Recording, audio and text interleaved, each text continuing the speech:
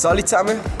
Heute machen wir einen Prank mit Fensterreiniger. Wir haben es ausgetüftelt mit Powerade, also kann man es trinken. Und wir schauen jetzt mal, wie die Leute reagieren. Heute ist noch der Benny dabei. Ja. Sein Kanal haben wir unten verlinkt und ja, fangen wir an. Ja, also da ist jetzt der neue Foucault. Ajax ist natürlich schon... Ja.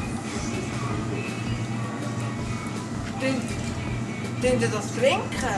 Also das schmeckt jetzt nicht so gut, oder?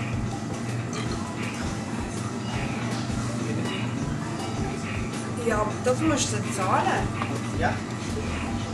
Wieso trinkst du Ajax? Ja, aber nicht zum Trinken. Es ist nicht zum Trinken.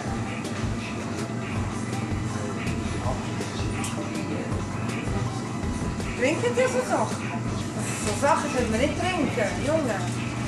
Muss ich dir in die Apotheke schicken? Was? Ich fragen, welcher von denen schmeckt am besten? Das ist so.